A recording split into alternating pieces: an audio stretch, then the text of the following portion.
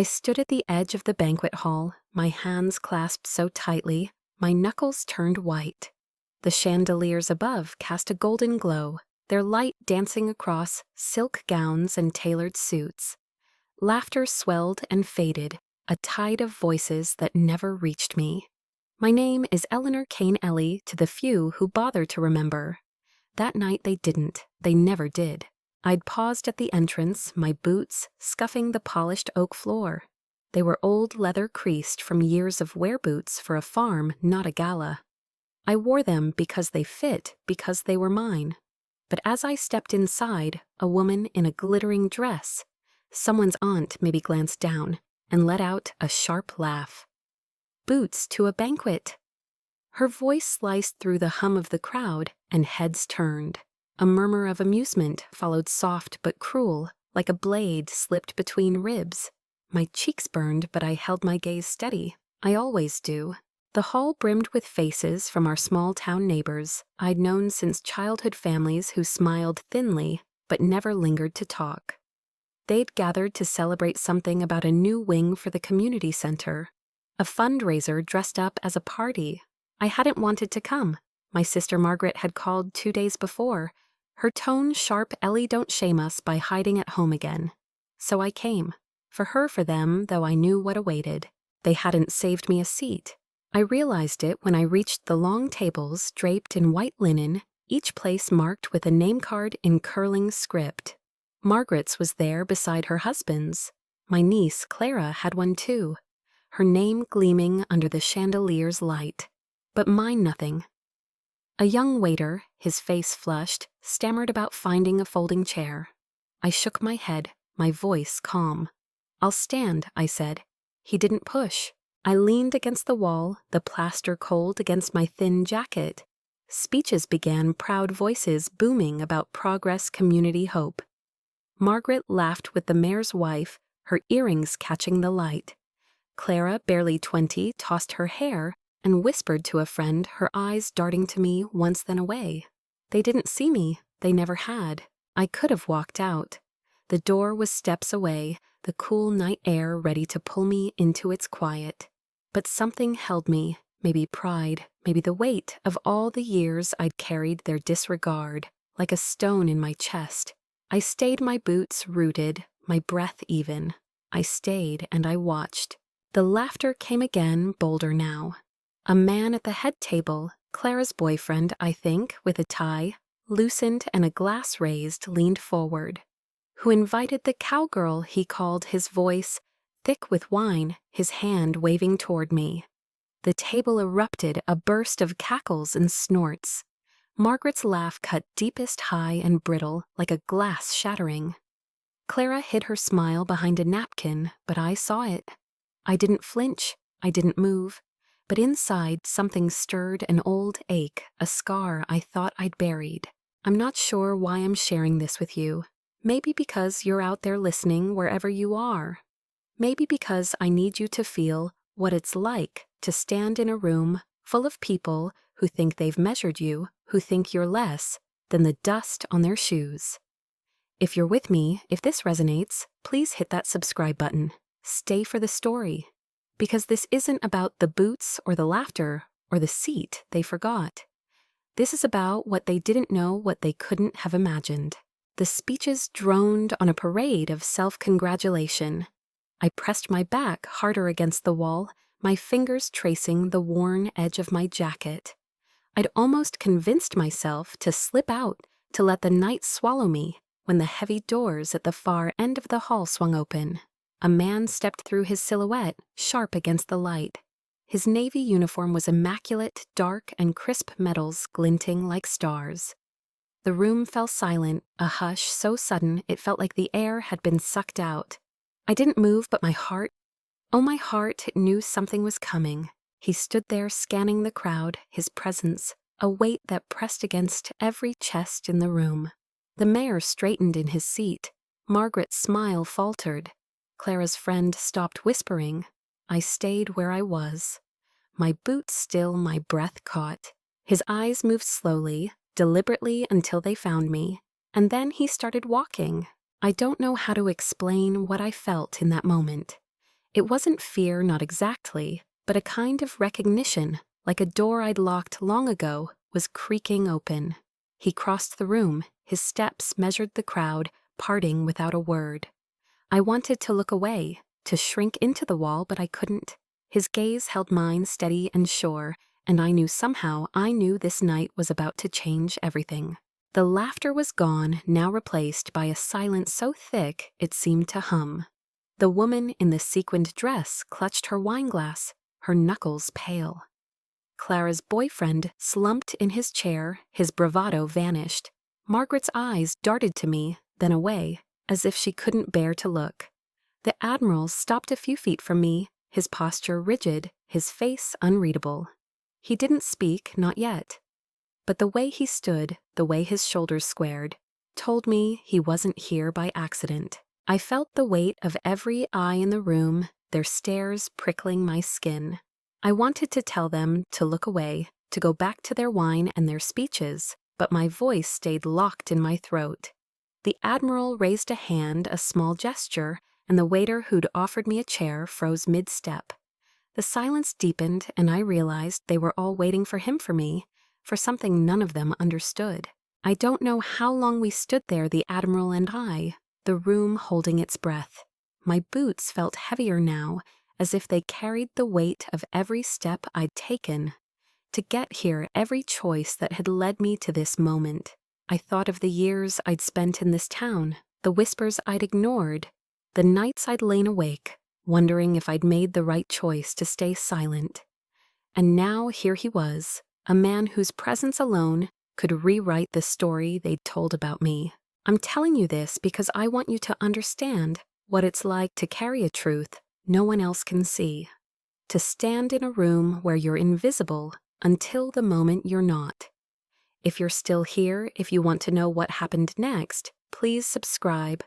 Hit that button, join me, because this story, it's not just mine.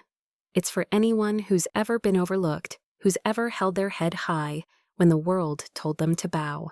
The Admiral took a step closer, and I felt the air shift like the world was tilting under my feet.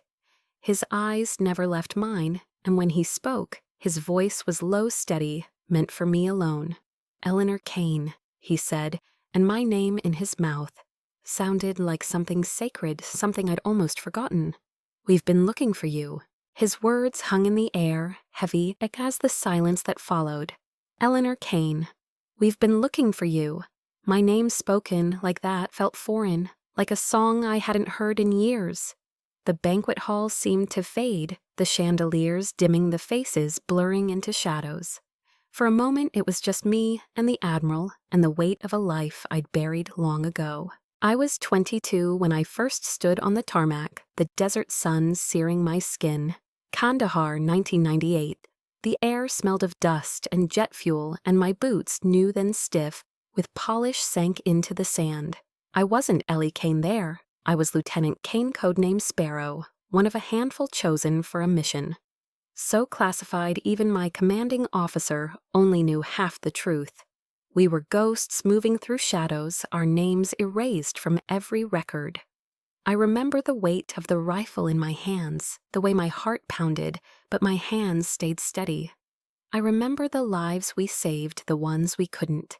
And I remember the night that changed everything, the night they started calling me the hero of Kandahar. But that was a lifetime ago. I blinked and the banquet hall snapped back into focus. The Admiral's eyes were still on me, unyielding, as if he could see every scar I'd hidden. I wanted to tell him he was mistaken, that I was just Ellie the woman. They laughed at the one who wore boots to a banquet, but my throat tightened and the words wouldn't come. I don't talk about those years. Not to Margaret, not to Clara, not to anyone in this town. They wouldn't understand, and I'm not sure I'd want them to. There's an oath you take when you step into that world, a promise to carry the secrets until they're dust. But it's more than that. It's the weight of what you've seen, what you've done, the faces you can't forget. Sometimes in the quiet of my house, I sit by the window and let the memories come. The crackle of a radio in the dark. The way the stars looked over the mountains. and the hand of a dying soldier gripping mine, whispering, "Tell them I tried."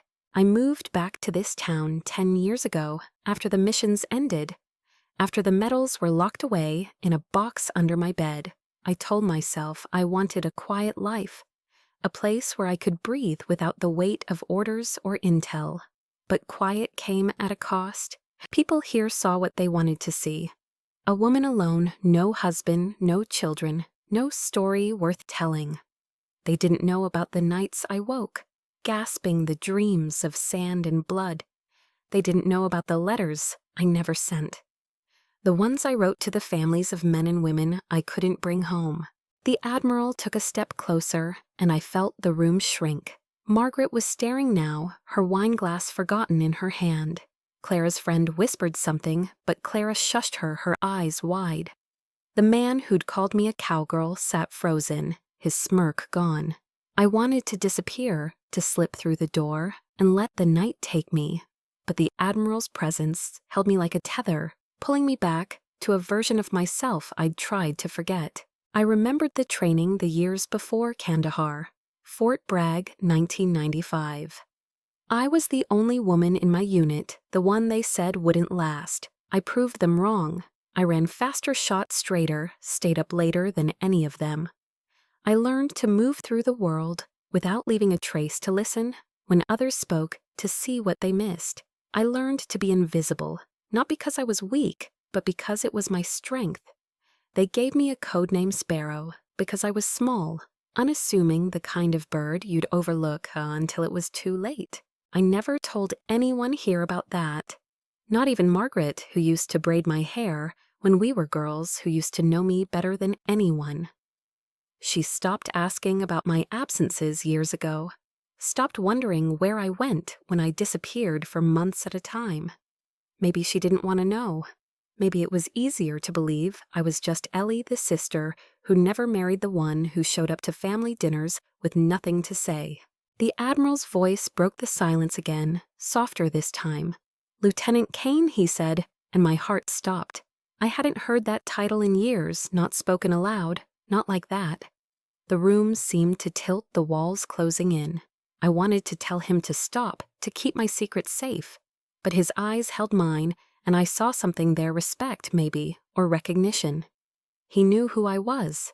Not the woman in boots, not the one they laughed at, but the one who'd walked through fire and come out the other side.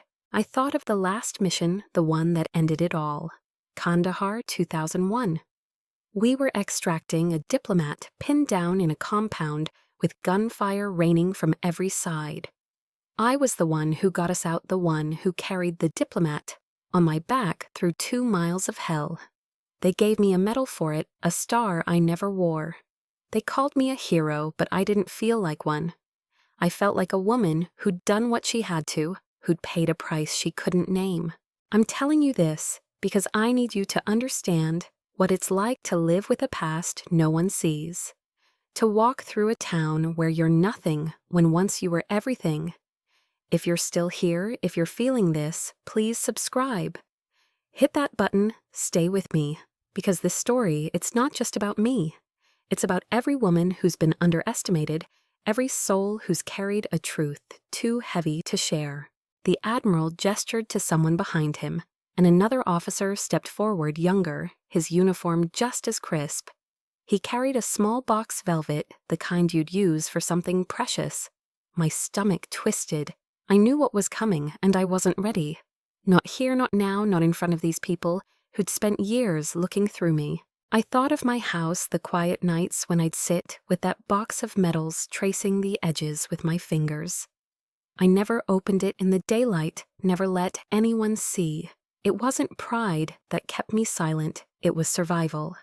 If I let that part of me out, I'd have to face it all again, the sand, the screams, the weight of choices no one should have to make. But now, with the Admiral standing there with the room watching, I felt that part of me stirring, clawing its way to the surface. Margaret's voice broke the moment, small and trembling. "Ellie," she said, and I turned to look at her. Her face was pale, her eyes searching mine as if she were seeing me for the first time. I wanted to answer, to tell her everything, but the words stayed locked inside. I'd spent too long keeping them there. The Admiral didn't look at her. His focus was on me, and me alone. He opened his mouth to speak again, but I shook my head just slightly, a plea he seemed to understand. He paused, his hand resting on the velvet box, and for a moment I thought he might stop, but then he straightened his voice, carrying across the room, clear and unshakable. "Lieutenant Eleanor Kane," he said, "the hero of Kandahar." The words hit like a shockwave, and the room gasped as one. I closed my eyes, and for the first time in years, I let myself remember who I was. The Admiral's words echoed in my ears, each syllable a stone dropped into still water. The hero of Kandahar. The banquet hall seemed to hold its breath, the air thick with shock and something else, disbelief maybe, or the slow dawning of shame. I opened my eyes, and the faces around me were a blur, their stares pinning me like a butterfly to a board. I wanted to run, to slip through the door, and let the night erase me, but my boots stayed planted heavy as ever. I'm Eleanor Kane Ellie to those who care to know. But they didn't know me, not really. They saw the woman who lived alone in the small house on Maple Street, the one who mowed her lawn in silence, who nodded at the grocery store but never lingered. They called me spinster behind my back, sometimes to my face. "Poor Ellie," they'd say, their voices dripping with pity. Never amounted to much, did she? I let them talk. I let them think what they wanted. It was easier that way. But standing there with the Admiral's gaze on me, and the room frozen, I felt the weight of all those years. The whispers, the sidelong glances, the invitations that never came. I'd told myself I didn't care, that I'd chosen this life, this quiet, but the truth was sharper. I'd let them make me invisible, because it hurt less than fighting to be seen. I thought of the mornings I'd wake before dawn, my body still wired for a mission that no longer existed. I'd make coffee, sit by the window, and watch the town come to life, mothers pushing strollers, men in suits hurrying to work, kids laughing on their way to school. I wasn't part of it, not really. I was the woman who fixed Clara's bike when she was 10, who brought casseroles to Margaret when her husband was sick. I was the one who listened, who nodded, who never asked for anything in return. And still they looked through me. The Admiral hadn't moved his hand, still resting on the velvet box. I could feel Margaret's eyes on me, her confusion a tangible thing. Clara's boyfriend, the one who'd called me a cowgirl, stared at the floor, his face red. The woman in the sequined dress clutched her purse, her laughter long gone. I wanted to tell them it didn't matter that their words hadn't touched me, but that would have been a lie. Every slight, every chuckle, every forgotten seat. They'd carved their marks small and deep until I'd started to believe I was what they saw. I remembered a moment, maybe 2 years ago at the town fair. Clara, 16, then had been crowned Harvest Queen, her smile bright as she waved from the float. Margaret had beamed her arm around her daughter, while I stood at the edge of the crowd clapping softly. A woman nearby, someone's mother, leaned toward her friend and said, "Imagine being Ellie watching your niece shine like that. Must sting having nothing of your own." I'd turned away my hands in my pockets and walked home alone. I didn't cry. I hadn't cried in years, but I felt it, that ache like a bruise that never heals. I'd endured it, all their pity, their scorn, their easy dismissal. I'd smiled when Clara graduated, when Margaret bought her new car, when the neighbors threw parties I wasn't invited to. I'd listened to their stories, their boasts, their lives unfolding while mine stayed still. And I'd been kind, always kind, because that's who I was. Not because they deserved it, but because I knew what it meant to carry a weight no one could see. The Admiral's presence was a lifeline, but it was also a knife cutting open a past I'd worked so hard to bury. I thought of the nights after Kandahar when I'd come home to an empty apartment, my body bruised and my mind racing. I'd sit in the dark, the silence louder than any gunfire, and wonder if I'd ever find a place to belong. I'd chosen this town because it was home, because Margaret was here, because I thought family meant something. but family I learned could hurt you in ways strangers never could. I remembered a dinner last Christmas, Margaret's house, glowing with lights, the table heavy with food. Clara had brought her boyfriend, the same one who'd mocked me tonight, and he'd spent the evening talking about his job, his plans, his future. Margaret had hung on every word, her laughter warm. I'd sat at the end of the table, my plate barely touched, listening as they talked over me, around me, through me. When I'd offered to clear the dishes, Margaret had waved me off, saying, "Oh, Ellie, you don't need to do that. You've done enough." Her tone had been kind, but the words landed like a slap. "You've done enough." As if my presence was a chore, a box to check. I'd gone home that night and stood in my bedroom, staring at the box under my bed. The medals were there, the ones I never looked at, the ones I couldn't bear to touch. I'd thought about opening it, about putting on the star they'd given me for Kandahar, just to feel its weight again. But I didn't. I'd closed my eyes and told myself it was better this way, better to be Ellie the nobody than to be Sparrow the ghost who couldn't rest. Now with the Admiral standing before me, I felt that ghost stirring. The room was still silent, the tension so thick I could taste it. Margaret took a step forward, her voice small. "Ellie, what's he talking about?" I met her eyes, and for a moment I saw the sister I used to know, the one who'd shared secrets with me under the stars. But that girl was gone, replaced by a woman who'd let me fade into the background of her life. I didn't answer her. I couldn't. My throat was tight, my heart pounding like it had in the desert, when every second could be your last. The Admiral seemed to sense it, his gaze softening just for a moment. He didn't push, didn't speak again, but his presence was enough. It was a reminder of who I'd been, who I still was beneath the boots and the silence and the years of being less. I thought of the younger women in town, the ones who'd roll their eyes when I passed, who'd whisper about my clothes, my house, my life. They were so sure of themselves, so certain they'd never end up like me. I didn't blame them. I'd been young once, too full of fire and plans. But life has a way of carving you down, of teaching you to carry your strength in secret. I wondered what they'd say, now seeing the Admiral, hearing my name, spoken like it meant something. I'm sharing this with you because I want you to know what it's like to endure, to stand in a world that doesn't see you and still hold your head high. If you're feeling this, if you've ever been overlooked or underestimated, please subscribe. Hit that button, stay with me, because this story, it's for you too. It's for every heart that's been told it's not enough. Every soul that's kept going anyway. The Admiral opened the velvet box, and the light caught something inside, a glint of metal that made my chest ache. I knew what it was before he lifted it out, a star small and heavy, the one they'd pinned on me in a room with no witnesses. He held it up, and the room seemed to lean forward, every eye on that piece of silver, every heart wondering what it meant. I wanted to tell him to put it away, to let me stay hidden.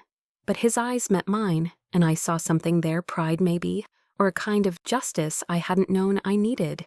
He didn't speak, not yet, but his silence was louder than any words. It said, "You are not forgotten, you are not nothing," and for the first time in years I believed it. The Admiral held the star aloft, its edges catching the chandelier, light a silent beacon in the hushed banquet hall. My chest tightened as if the air itself had turned to glass. I was Eleanor Kane, Ellie, to the few who claimed me, but in that moment I felt like Sparrow again, the woman who'd walked through fire and left no trace. The room watched, their eyes wide, their breaths held, and I wanted nothing more than to vanish, to let the shadows take me back. I almost hadn't come tonight. The invitation had arrived a week ago, a cream envelope with gold lettering addressed to the Kane family. Margaret had called, her voice bright, insisting I join them. "It's a big deal, Ellie," she'd said. "The whole town will be there. Don't make us look bad." I'd stood in my kitchen, the invitation in my hand, and thought about saying no. I'd pictured the crowded hall, the whispers, the way they'd look at my boots and laugh. But I'd gone because I always did, because some part of me still hoped they'd see me, even if I knew they wouldn't. Now here I was, pinned by the Admiral's gaze, the star in his hand, a weight I couldn't escape. The banquet was in full swing before he'd arrived. Tables heavy with crystal and silver, the air thick with perfume and pride.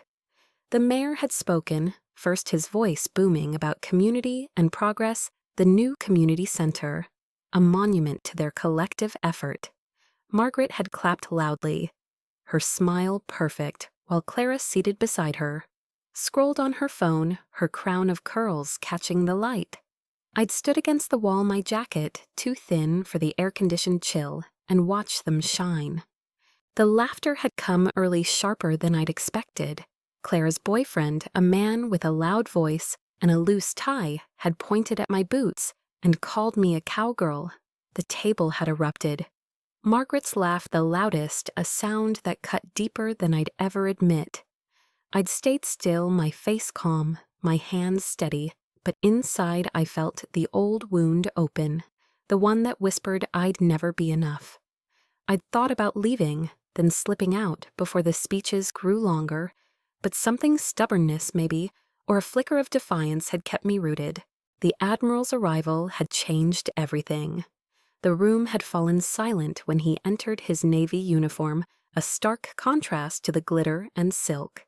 He'd stood at the threshold, his presence commanding, and I'd felt a prickle of recognition, though I couldn't place him. I'd served with so many, their faces blurred by time and trauma. But he knew me, that much was clear, and now the room knew it too. He lowered the star, his movements deliberate, and placed it back in the velvet box. The officer beside him, younger, his face taut with respect, snapped the box shut. The sound was small, but it echoed in the silence, a punctuation mark on a truth I hadn't wanted to face. I glanced at Margaret, her face pale, her hands gripping the edge of the table. Clara's eyes were wide, her phone forgotten. The man who'd mocked me stared at his plate, his bravado gone. I wanted to feel satisfaction, but all I felt was the weight of their stares, heavy as the desert sun. The mayor cleared his throat, his voice unsteady. "Admiral, we're honored by your presence. Would you care to address us?" He gestured to the podium, a nervous smile flickering. The Admiral didn't move, his eyes still on me.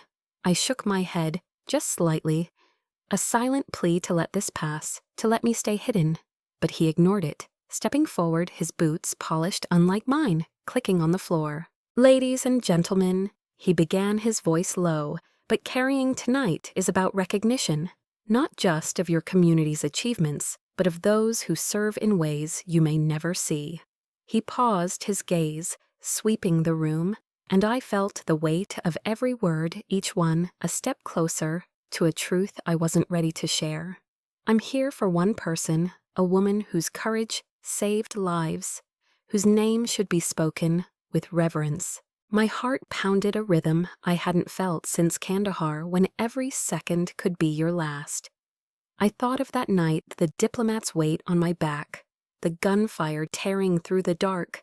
I'd moved without thinking, my training a second skin, my fear locked away.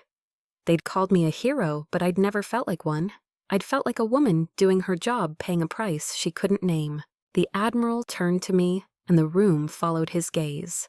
I wanted to shrink, to melt into the wall, but my boots held me steady, their worn leather a reminder of every step I'd taken. "Eleanor Kane," he said again, and my name in his mouth was a blade cutting through the years of silence. Lieutenant Kane, the hero of Kandahar. The gasp was collective, a sharp intake of breath that seemed to suck the air from the room. Margaret's hand flew to her mouth, her eyes searching mine. Clara's boyfriend slumped lower, his face red. The woman in the sequined dress, the one who'd laughed first, stared at me like I was a stranger. And maybe I was. Maybe I'd always been. I thought of the years I'd spent in this town, the way they'd dismissed me. Their words piling up like stones. Spinster they'd called me, or poor Ellie, their pity, worse than their scorn. I'd let them because it was easier, because the truth was too heavy to carry in a place like this. But now, with the Admiral's words ringing, I felt that truth rising a tide I couldn't hold back. He stepped closer, his voice softening, meant for me alone. "Ma'am, we've been looking for you." I met his eyes, and for a moment I saw the desert, the stars, the faces of the men and women I'd served with. I saw myself younger, unafraid, a woman who'd walked through hell and come out standing. I wanted to tell him I wasn't that woman anymore, but the star in the box said otherwise. Margaret stood her chair, scraping the floor, her voice trembling. "Ellie, what is this?" She looked at me like she'd never seen me before, and maybe she hadn't. I wanted to answer, to tell her about the missions, the medals, the nights I'd woken screaming. But my throat was tight, my words locked away, just like they'd always been. The Admiral didn't wait for me to speak. He turned back to the room, his voice steady. Lieutenant Kane led a mission that saved countless lives. She carried a diplomat to safety, under fire through 2 miles of enemy territory. She did what few could, and she did it without asking for glory. He paused, his eyes on me again. We're here to honor her, as she should have been honored long ago. The room was silent now, the kind of silence that hums with regret. I felt their eyes, their questions, their sudden need to rewrite the story they'd told about me.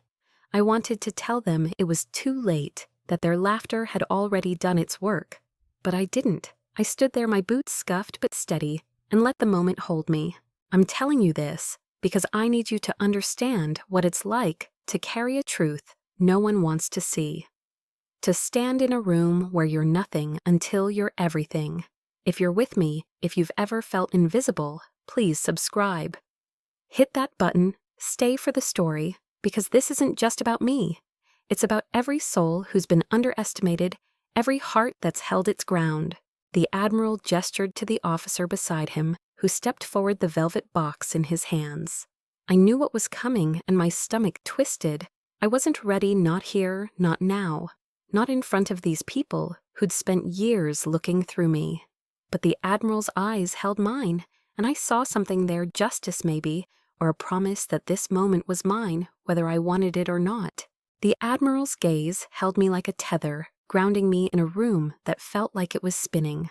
The velvet box in the young officer's hands gleamed under the chandelier light, its weight pulling at something deep inside me. I was Eleanor Kane, Ellie, to those who'd forgotten me, but the name Lieutenant Kane still echoed, a ghost I couldn't outrun. The banquet hall was silent, the kind of silence that presses against your skin, heavy with expectation and regret. I wanted to look away, to break the Admiral's stare, but my eyes stayed locked on his. There was no pity there, no judgment, just a quiet certainty, as if he'd known me before I'd ever stepped into this town, before I'd let myself fade. The room watched their breaths, shallow, their earlier laughter, a distant memory. Margaret's hands trembled on the table, her face pale.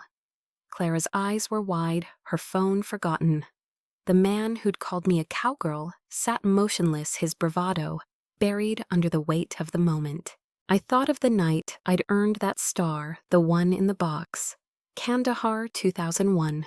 The air had been thick with smoke, the gunfire a relentless drum. I'd carried the diplomat on my back, his blood soaking my uniform, my legs burning as I ran through the dark. 2 miles, they'd said later, as if the distance could measure what it cost. I hadn't thought of glory then, only of the next step, the next breath, the next second we might live. They'd called me a hero, but I'd felt like a shadow, slipping back into the night when the mission was done. The Admiral stepped closer, his boots clicking on the polished floor. The sound was sharp, deliberate, a reminder of the world I'd left behind. "Lieutenant Kane," he said again, his voice low but clear, "we've been looking for you." The words landed like a stone in my chest, stirring something I'd buried under years of silence.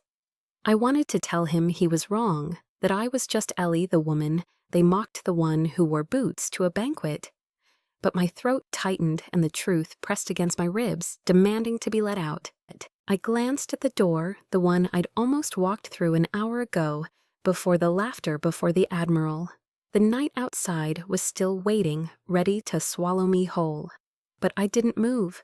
My boots scuffed, worn mine, held me steady. their leather carrying the weight of every step I'd taken from Kandahar to this moment. I thought of the box under my bed, the medals I never touched, the letters I never sent. I'd kept them hidden, not out of shame, but because they were too heavy to carry in a town that didn't care. The young officer opened the velvet box, and the star inside caught the light a small silver flame. My heart stuttered. I knew that star had felt its weight in my hands once in a room with no witnesses when they'd told me what I'd done. I'd locked it away along with the woman I'd been, because it was easier to be Ellie the nobody than Sparrow the ghost who couldn't rest. The Admiral's voice broke the silence steady and sure.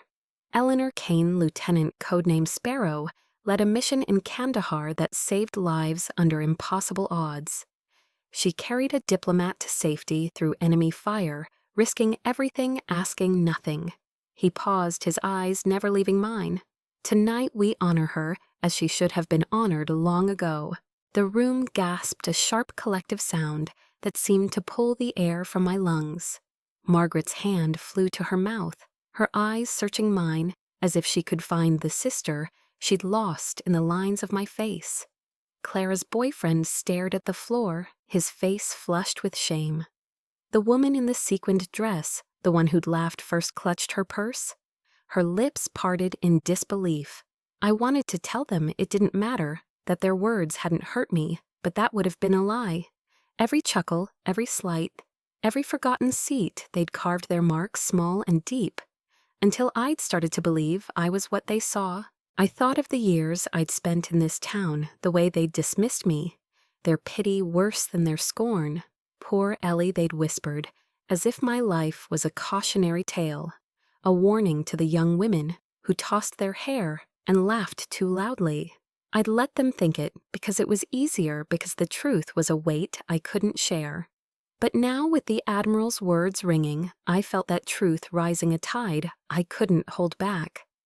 Margaret stood her chair scraping the floor, her voice trembling. "Ellie, is this true?" She looked at me like I was a stranger, and maybe I was.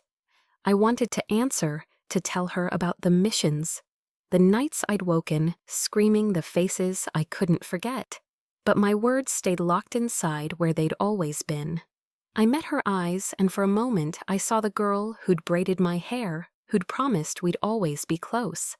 That girl was gone, replaced by a woman who'd let me fade into the background of her life. The Admiral didn't wait for me to speak. He turned to the young officer who stepped forward, the star now in his hands.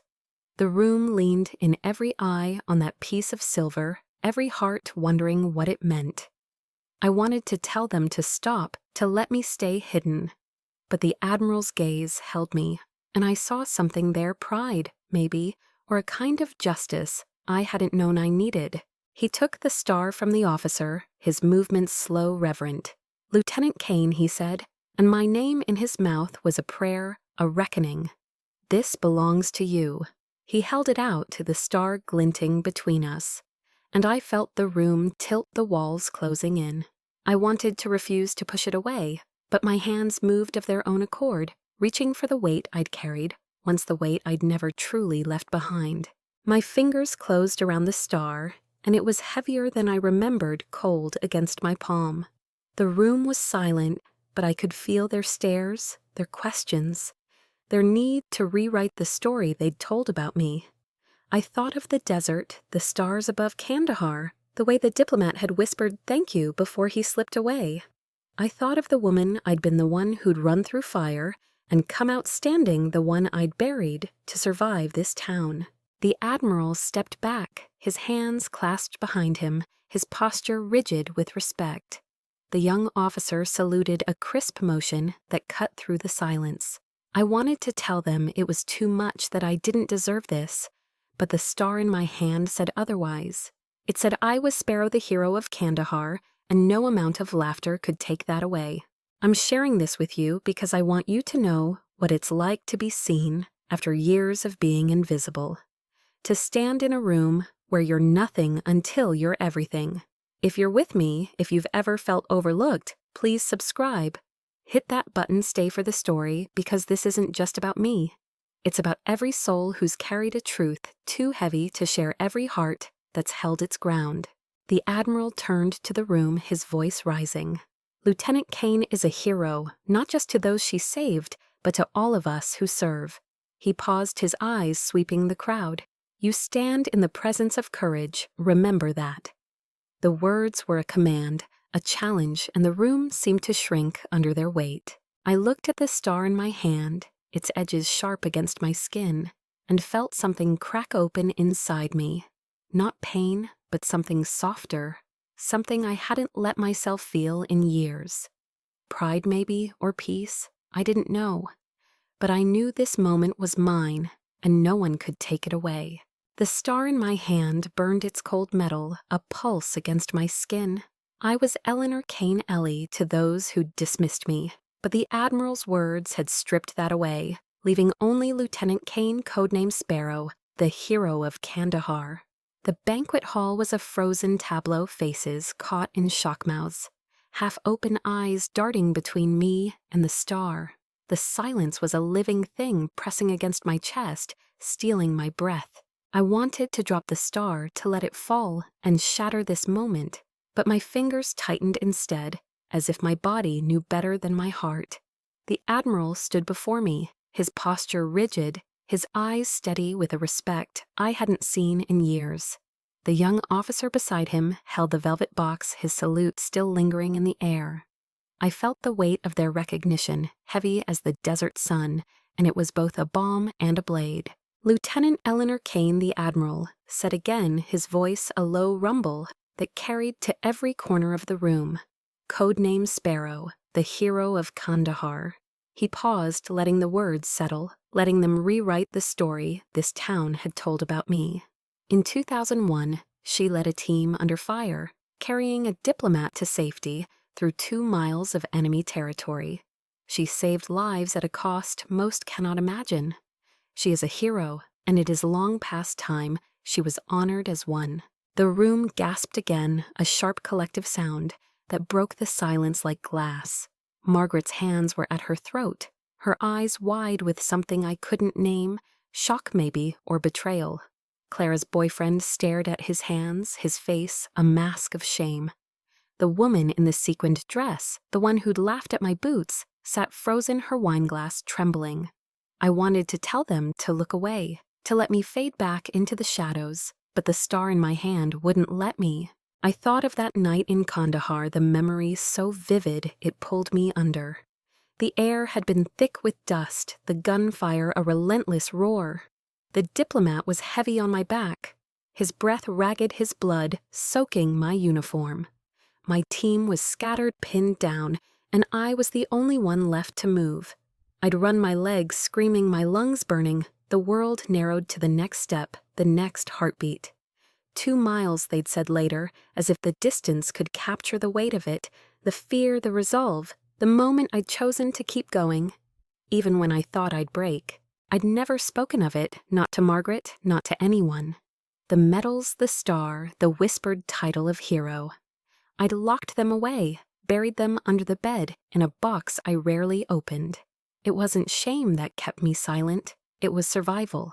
To speak of Kandahar was to relive it, to feel the sand in my lungs, the weight of lives I couldn't save. I'd chosen silence, chosen to be Ellie, because Sparrow was too heavy to carry in a town that didn't care. Now, with the Admiral's words ringing, that silence was gone. I looked at the star, its edges sharp against my palm, and felt the woman I'd been rising, unyielding, unafraid. I wanted to push her down, to stay hidden, but the Admiral's gaze held me, and I saw something there, justice maybe, or a promise that this moment was mine, whether I wanted it or not. Margaret stepped forward, her voice small, trembling.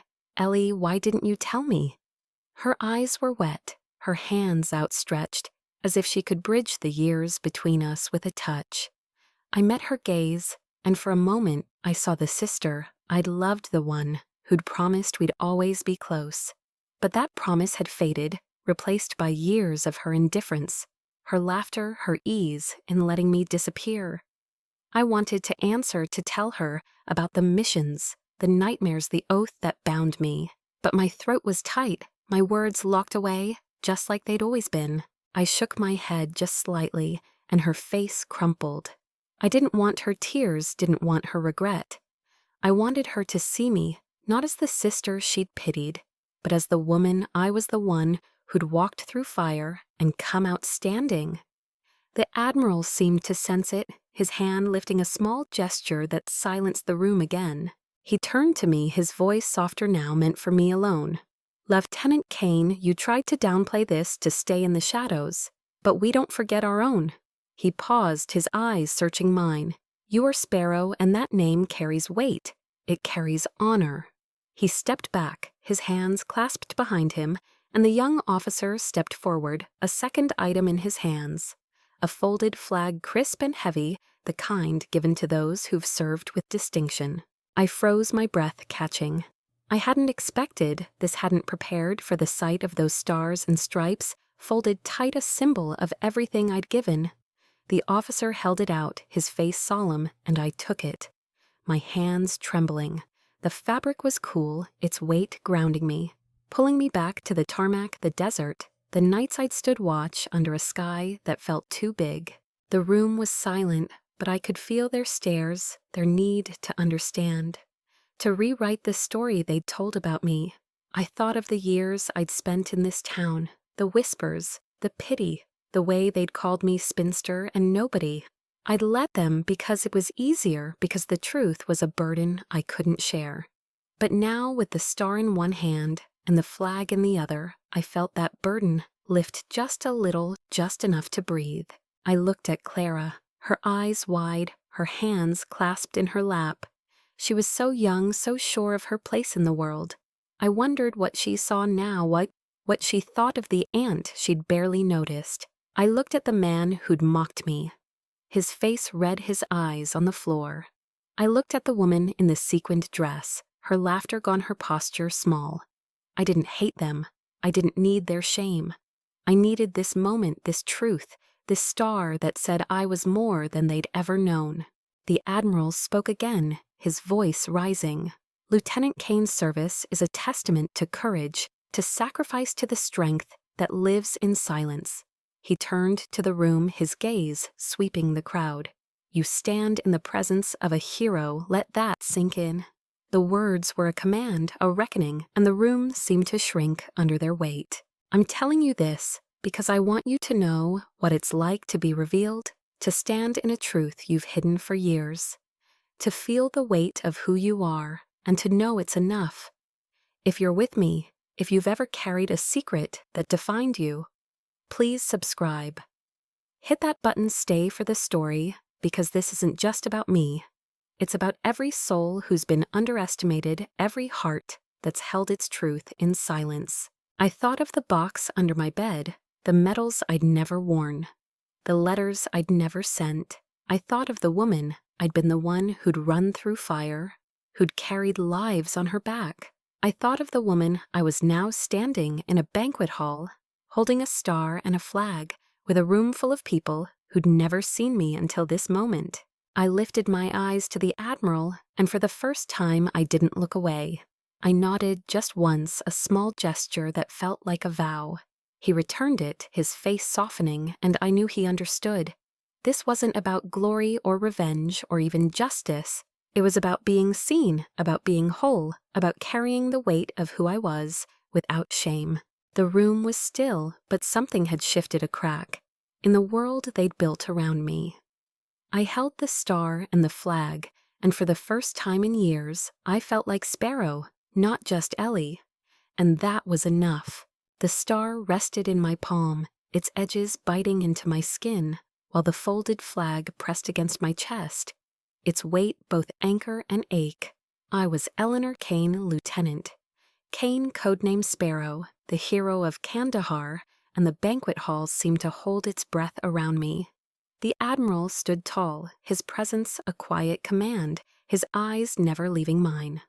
The room, once alive with laughter and clinking glasses, was now a sea of stunned faces, their earlier mockery swallowed by the truth he'd laid bare.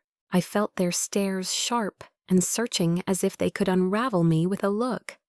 Margaret's hands were still at her throat, Her eyes wet, her lips parted, in a question she couldn't voice.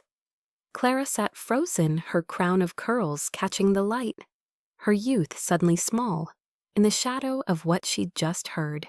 The man who'd called me a cowgirl. Clara's boyfriend slumped in his chair, his face flushed, his bravado buried. The woman in the sequined dress, the one who'd sneered at my boots, clutched her purse like a lifeline. Her laughter a ghost she couldn't outrun. The Admiral's words hung in the air, a verdict and a vow. You stand in the presence of a hero. The room seemed to shrink under their weight, the chandeliers dimming the white-draped tables, fading into the background. I wanted to tell them to look away, to let me slip back into the shadows, but the star and the flag wouldn't let me. They were mine, earned in blood and silence, and no amount of pity or scorn could take them away. A man rose from the head table, the mare his suit crisp, his smile gone. He cleared his throat, his voice unsteady. Lieutenant Kane, Eleanor, we had no idea. He gestured vaguely as if words could bridge the years of their indifference. Please join us up here. You belong at the front. The crowd murmured a ripple of agreement, their faces a mix of awe and guilt. I didn't move. My boots stayed planted, their worn leather a reminder of who I was not, who they wanted me to be now. The Admiral raised a hand, silencing the murmurs. Lieutenant Kane doesn't need a seat to prove her place. He said, his voice low but firm. Her service speaks for her. He turned to me, and for a moment it was just us, the room falling away. Ma'am, if you'll allow us, we'd like to present this formally. He nodded to the young officer who stepped forward, a small pin in his hand, a Navy emblem gold, and understated the kind worn by those who've carried the weight of honor. I shook my head just slightly, my voice barely a whisper. It's too much. But the Admiral's eyes held mine steady and sure, and I saw something there, pride, yes, but also a kind of insistence, as if he knew I needed this moment, even if I couldn't admit it. He took the pin from the officer and stepped closer, his movements slow, reverent. Lieutenant Kane, he said, this is yours by right. He pinned it to my jacket, his fingers precise, and the room seemed to lean forward, every eye on that small glint of gold. The silence broke, then a slow wave of applause, rising hesitant at first, then stronger, filling the hall. I didn't want it, didn't need it, but it came anyway. A tide I couldn't stop. I stood there, the star in one hand, the flag against my chest, the pin on my jacket, and felt something crack open inside me. Not pain, but something softer, something I'd locked away with the medals under my bed. I thought of Kandahar, the diplomat's weight, the gunfire, the stars above the desert. I thought of the woman I'd been, the one who'd run through hell and come out standing, the one I'd buried to survive this town. Margaret moved toward me, her steps faltering, her face a map of regret. Ellie, she said, her voice breaking. I'm so sorry. I didn't know. She reached for my arm, but I stepped back just enough to keep the space between us. I didn't want her apology, not now, not after years of her laughter, her dismissal, her ease in letting me fade. I met her eyes, and for a moment, I saw the sister I'd loved, the one who'd shared secrets under the stars. But that girl was gone, and the woman in her place had chosen to see me as less. I couldn't tell you, I said, finally, my voice low, steady. It wasn't mine to share. The words were simple, but they carried the weight of my oath. My silence, the years I'd carried alone. Margaret's face crumpled, her hands falling to her sides, and I felt a pang, not anger, but sorrow, for what we'd lost, for the sisterhood we'd never reclaim. Clara stood then, her chair scraping, her eyes bright with tears. Aunt Ellie, she said, and the name sounded different now, softer, heavier. She crossed the room, ignoring the stairs, and stopped in front of me. I'm sorry, she whispered, her voice small but fierce. I should have known you were more. I looked at her, this girl who'd grown up in my shadow, who'd never asked about my life. I wanted to tell her it was okay, that I didn't blame her, but the words stayed locked inside. Instead, I nodded just once, and she stepped back. Her hands clasped her face, a mirror of her mother's regret. The man who'd mocked me Clara's boyfriend stood next his face, red, his tie askew. I didn't mean, he stammered, but I raised a hand, cutting him off. I didn't need his words, didn't need his shame. My silence was enough, a wall he couldn't cross. He sat down, his head bowed, and the room seemed to exhale the tension, shifting, settling. The Admiral stepped back, his hands clasped behind him, and saluted, a slow, deliberate motion that cut through the applause. The young officer followed, then another man in uniform I hadn't noticed standing near the door. The room rose one by one, their chairs scraping, their hands clapping, until the sound was a roar, a wave I couldn't escape. I stood there, the star and flag and pin, my only armor, and let it wash over me.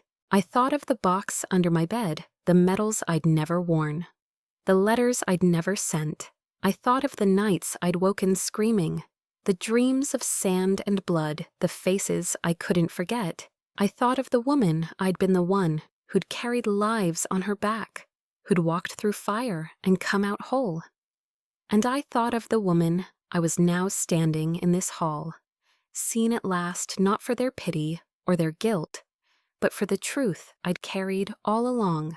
I'm telling you this because I want you to know what it's like to be honored, not for what you've lost, but for what you've carried. To stand in a room where you're seen after years of being invisible. If you're with me, if you've ever felt the sting of being overlooked, please subscribe. Hit that button, stay for the story, because this isn't just about me. It's about every soul who's held their truth in silence, every heart that's waited for its moment. The applause faded, and the Admiral gestured to the door, a silent invitation to step outside, to escape the weight of their stares. I nodded, clutching the star and flag, and moved toward the exit, my boots steady on the polished floor. The crowd parted their faces, a blur of reverence and regret, and I felt something settle inside me, not triumph, but a quiet strength, a peace I hadn't known I'd lost. As I reached the door, I glanced back just once at Margaret, at Clara, at the town that had shaped me and broken me, and now saw me whole. I didn't smile, didn't wave. I just walked, the star in my hand, the flag against my heart, and the pin on my jacket, a reminder that I was Sparrow, and that was enough. The night air met me like a friend, cool and quiet. As I stepped through the banquet hall doors, the weight of the star in my hand, the flag pressed against my chest, and the navy pin on my jacket felt both heavy and light, as if I'd carried them forever, and only now understood why. I was Eleanor Kane, Lieutenant.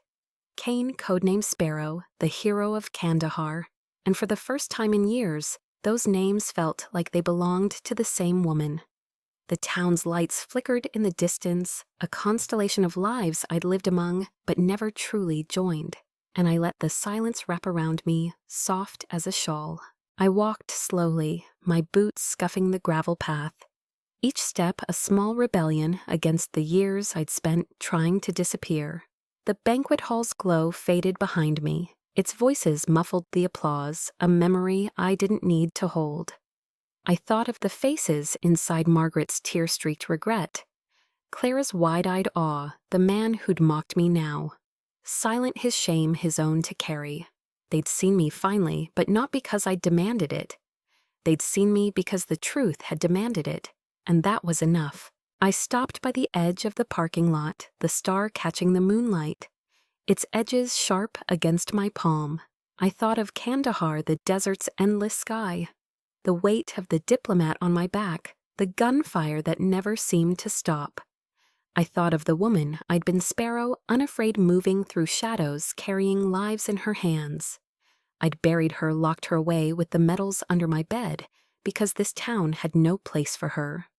But tonight she'd risen, and I realized I'd never truly let her go. I thought of my house, the small, quiet place on Maple Street, where I'd lived alone, where I'd mowed the lawn in silence, where I'd sat by the window and watched the world pass. I'd go back there tonight, to the same creaking floors, the same coffee mug, the same box under the bed. But something had changed. The star, the flag, the pin, they weren't just symbols of a past I'd hidden. They were proof of a strength I'd carried all along. A strength that didn't need their approval, their invitations, their reserved seats. I thought of Margaret, her apology still ringing in my ears. Her face crumpled with the weight of what she hadn't known. I didn't hate her, didn't blame her, but I couldn't absolve her either. She'd chosen to see me as less to laugh, when they mocked my boots to let me fade into the background of her life. I'd forgive her maybe in time, but not tonight. Tonight was for me, for the woman who'd stood in that hall, who'd held her head high when the world told her to bow. I thought of Clara, her whispered, "I'm sorry," her eyes bright with something like pride. She was so young, so full of a future I'd never had, and I hoped she'd remember this, not just the story of Kandahar, but the truth of what it means to carry your worth in silence. I hoped she'd learn to look closer, to see the people this town overlooked, to know that every heart holds a story, even the ones that don't shine. I thought of the Admiral, his steady gaze, his refusal to let me stay hidden. He'd given me more than a star, a flag, a pin. He'd given me a moment to stand in my truth, to be seen, not as poor Ellie, but as Sparrow, the woman who'd walked through fire. I didn't know, his name didn't need to. He was a brother in arms, a keeper of the same oath, and his salute had said more than words ever could. I reached my truck, its faded paint a familiar comfort, and set the flag gently on the passenger seat. The star I kept in my hand, its weight grounding me. As I leaned against the door, the night stretching wide around me. I thought of the box under my bed, the medals I'd never worn, the letters I'd never sent. I'd open it tonight. I decided not to dwell on the pain, but to honor the woman who'd earned them. I'd lay the star beside the others, the flag on my dresser, the pin in a place where I could see it. Not to boast, but to remember. I looked up at the sky, the stars faint but steady, and felt a peace I hadn't known I'd lost. It wasn't triumph, not the kind they write stories about. It was quieter, deeper, a settling of the soul. I was Sparrow and I was Ellie, and I didn't need to explain that to anyone. It lived in my spine, in the way I walked, in the boots I wore, because they were mine. I'm telling you this, you out there, because I want you to know what it's like to find your place, not in their eyes, but in your own. To carry a truth that doesn't need their permission. To stand tall when they tell you to shrink.